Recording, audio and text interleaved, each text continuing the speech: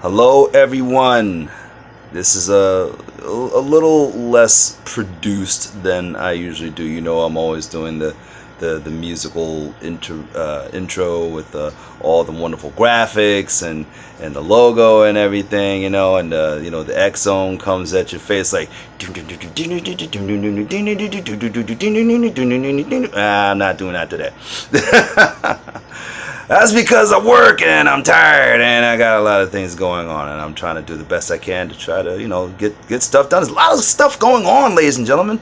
And I want to thank everybody who has been supporting me for this long a time. I mean, I've been doing this for like a little over a year, actually well over a year.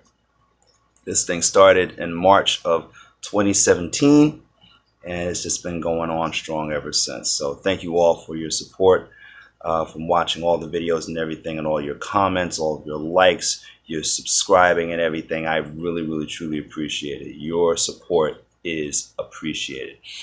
As you see from the title, we are going to be looking at Man And The Wasp and Luke Cage Season 2. Now, this isn't going to be one of those really, really go into detail reviews, because it's late already. I mean, Ant-Man came out how many weeks ago? About like 2 weeks ago, 2 or 3 weeks ago. By the way, in the room with me, in the house with me, the voice in the background, the executive producer, as well as now entertainment researcher, my fiance, Rouge Rose TM.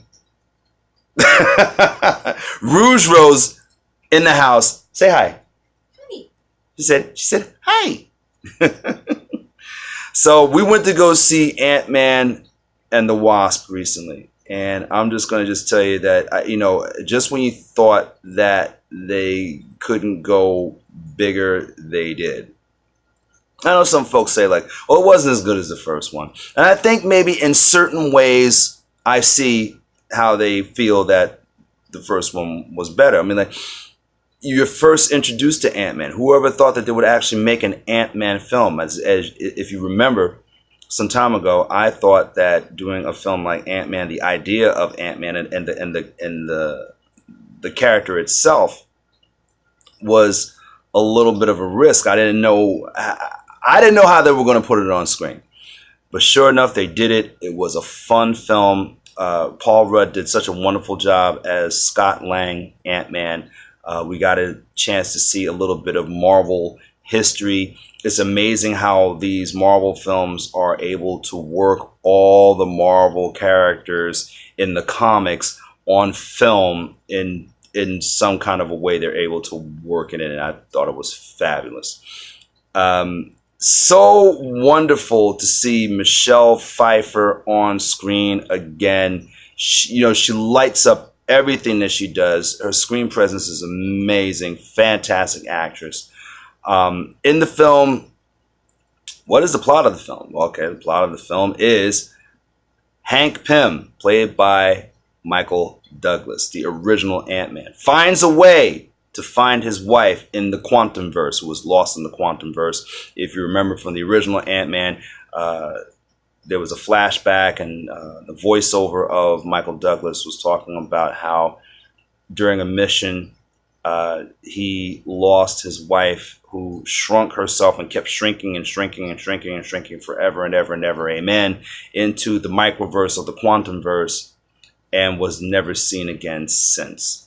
So he creates a device, he creates some technology, he puts it in a building, a shrinkable building, which can be moved and removed at any time, any place, which is good, because there are people that are after his technology, mainly a villain by the name of, let's make sure we got this, Sonny Birch, played by the fantastic Walter Goggins.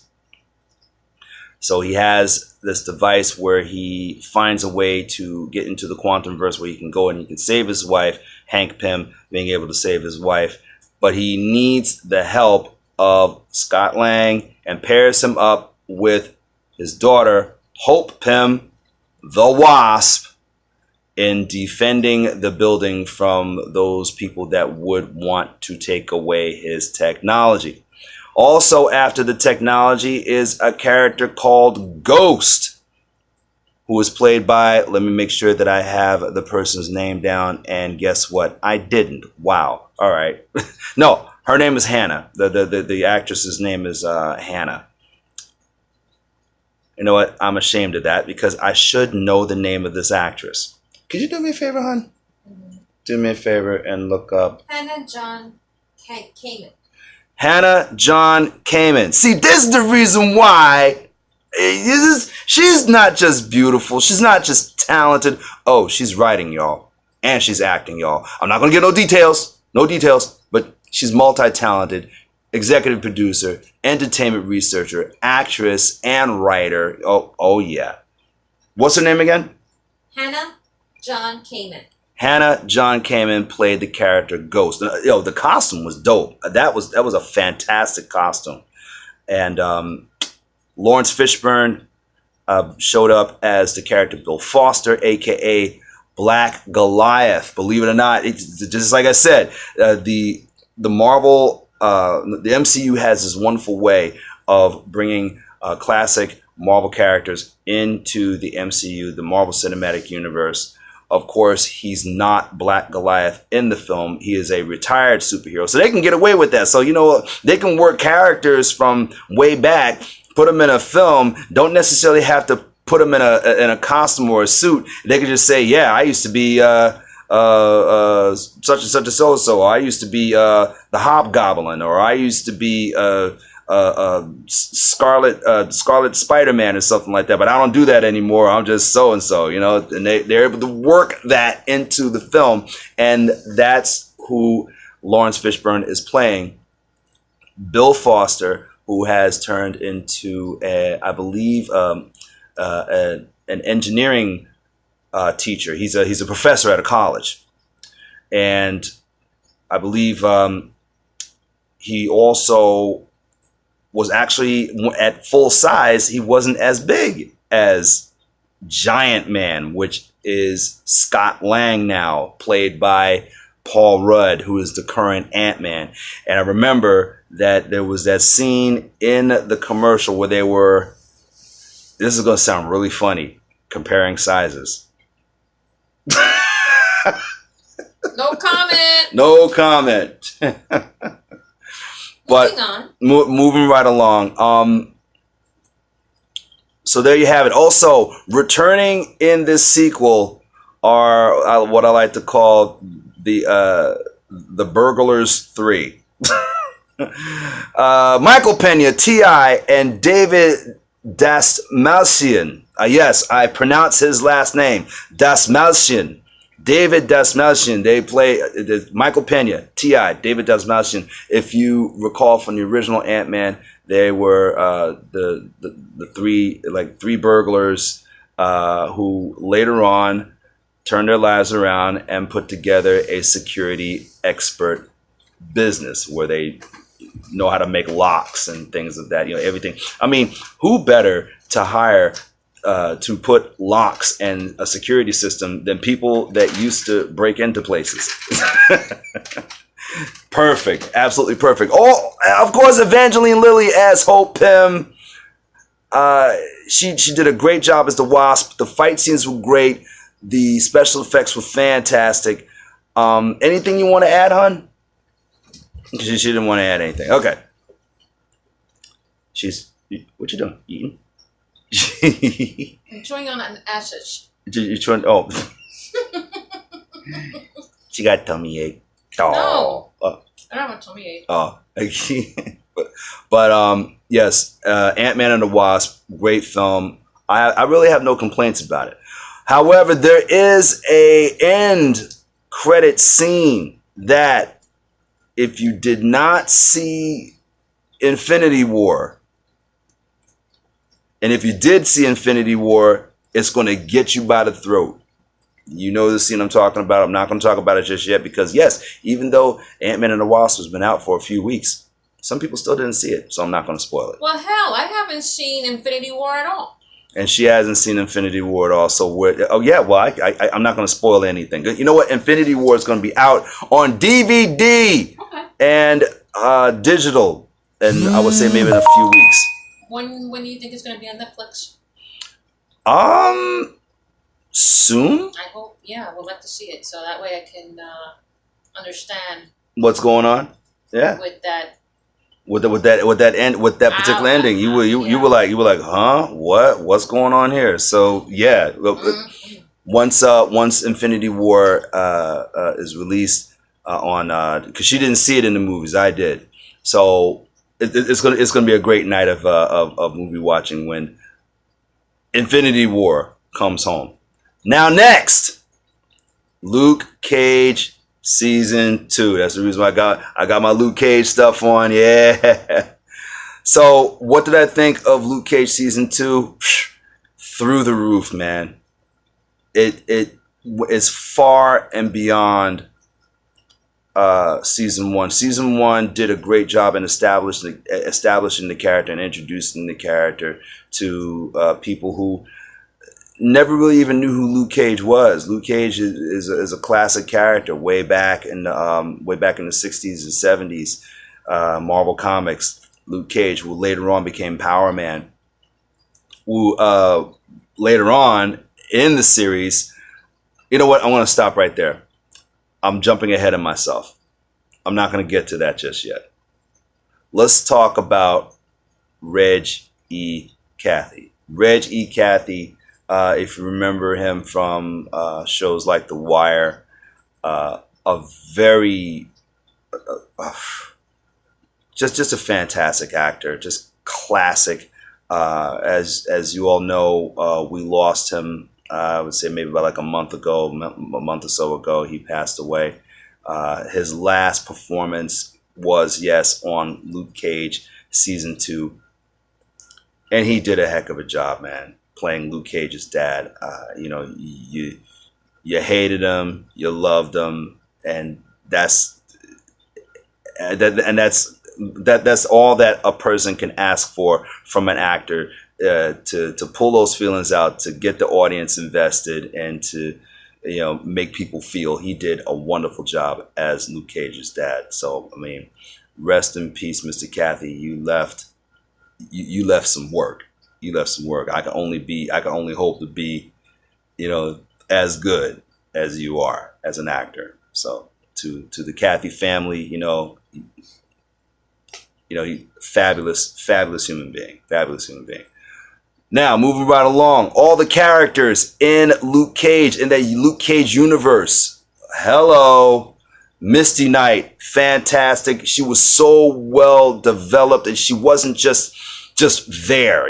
She did her thing. Misty Knight was, bionic arm and everything. No complaints about her. Mariah Stokes. Oh God, did you want to beat the hell out of Mariah Stokes? Alfre Woodard. Fantastic job, ma'am. Thank you. Wonderful job. Michael Coulter as Luke Cage, of course. I can't see anybody else doing Luke Cage at all, except maybe me. No. Okay. The character didn't miss a beat. He's going through, once again in this season, it amps up the story of what it means to be a hero, especially in this day and age, how one has to deal with the day to day and the things that you have to go against. It basically says, and I've said this a million times about both Luke Cage and Black Lightning, that these shows really say, if there was a superhero, if a black man was a superhero, if there was a black superhero, this is exactly what would happen. Because you had little D-Dub, who's making money off of the popularity of Luke Cage, selling T-shirts and everything, just exploiting the dude, selling DVDs of his work and of him in action and everything. D-Dub is a piece of work, but he was a good character. And in the end, you see that he did it. That he really actually did have a heart and really cared about Luke Cage and what he did for the city of Harlem. Now let's talk about Bushmaster. Bushmaster came in two different versions, two different ways in the comics. First, he had on this yellow and white suit, and then he came back as like a cybernetic half man, half snake sort of a thing. Like his entire bottom half was like, I guess was like hacked off or ripped off or something like that, and he was and his legs were replaced by a robotic snake-like appendage, a prosthetic, if you will. Man, I have never. Luke Cage had a plethora of enemies. His dad, Mariah, Bushmaster, the Public, Fame, and even at the end of the series, you were kind of like hanging on a thread, wondering, you know, is Luke going to fall by the way of being pretty much like the villains that he disposed of? Is it going to take being or doing what the villains did to maintain some kind of peace in Harlem?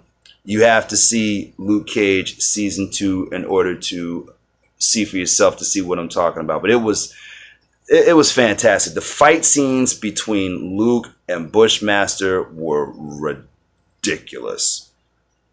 Oh my God, the gentleman that played Bushmaster, I don't know his name, but he did the accents. Let's talk about the accents in the film. I mean, in the series. You know, I ran into somebody recently who, you know, I did a pretend Jamaican accent, and he politely told me, he said, you know what, I'm Jamaican, and the one thing Jamaicans don't like is people imitating their accent. These guys in this show, if I didn't know better, I mean, and I don't know if the actors in the film that had the Jamaican accents were actually Jamaican, but you could have fooled me. You could have fooled me. It did not sound like a bunch of guys doing an impression of a Jamaican accent. These folks sounded like they were from Kingston. That's what they sound like. All right. So the authenticity of Luke Cage season 2 was just fantastic, flawless, shiny, perfect. Let's see, is there anything else that I can mention about Luke Cage season? Oh, Power Man and Iron Fist. Listen, anybody who's a comic book fan knows about Power Man and Iron Fist. It was a long-running series. If I didn't know better, I would say it was Marvel's answer to Batman and Robin. Luke Cage and Danny Rand. Man, the episode with Luke Cage and Danny Rand, we've been wanting to see that for so long. To see Luke Cage and Iron Fist fighting side by side. Never mind their traditional costumes or anything like that. But if you looked hard enough, you would see that Danny Rand had on that Sweet Christmas hoodie, and it was green. It was green and yellow.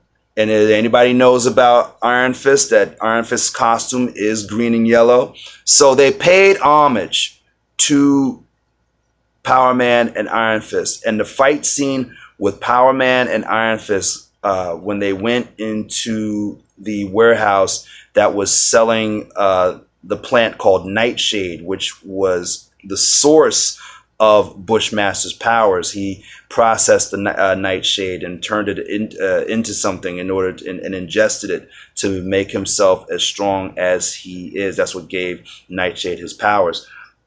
Actually, the young lady who turned out to be Mariah Stokes' daughter, owned an herb shop where she sold the stuff and the ingredients to make the serum to give Bushmaster his powers. And she did a great job too. She was really good actress that played Mariah Stokes' daughter.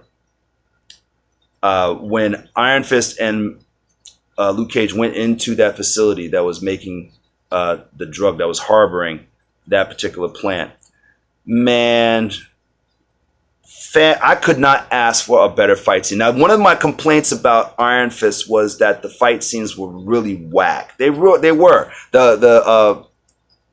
The fight choreography just wasn't that great. In this one, a lot of improvement. And the Danny Rand character was a lot better, a lot more like the comic. The original, the first season of Iron Fist, I didn't really get a lot of Danny Rand in it. Not really a lot of the feeling of Danny Rand that I remember from the comics myself. But when he showed up in Luke Cage season 2, beautiful. Absolutely fantastic. When they got together, when Danny was trying to teach Luke Cage about chi and inner strength and things of that nature, and Luke Cage was like, all right, whatever, go ahead. You know how he is. And when they went into the facility that was making Nightshade, and they were just beating everybody's behind and just tossing everybody, how they were working together, and the patty cake. Anybody who knows the comics knows about patty cake, where Luke Cage, who can pretty much absorb and block anything and bulletproof, Danny Rand took his Iron Fist, put it, smacked it into Luke Cage's hand, and made this big, giant force explosion that just took everybody out. That was awesome. Luke Cage and Iron Fist finally together on screen, live action, and it was everything that any comic book fan could ask for. Fantastic. So with that being said, I never really give a thumbs down or tell anybody that anything's bad, because I'm just open. But trust me, if there's something that I don't like, I'm going to let you know. I think there were some reviews where I did not like certain things. But Ant-Man and the Wasp, Luke Cage season 2, I'm thoroughly satisfied. I don't really have any complaints about anything really. I can't really find a bad thing about either one of those. Either one. So please put your comments below. All right. Thank you so much for watching this review. And Rouge, you want to say anything? Bye, people. She said, bye, people. Yes, that is executive producer Rouge Rose. Also an actress. Also a writer. She's doing things, y'all. I'm so proud of her. And also shy. And also very, very shy. So, all right, everybody. Thank you for watching this rather raw, unproduced X Zone, if you want to call it that. We could still call it the X Zone, right? Of course. Yes, we could still call it the X Zone. Okay, yeah, all right. So, thank you so much. I hope that my little cosplay was entertaining. I'll see you in the next video. Bye-bye. Bye-bye. Bye-bye. She's a Markiplier fan. We're both Markiplier fans. We got to get that internet back up. Oh, gosh. I'll talk to you later. Bye. That's a whole other story. Later.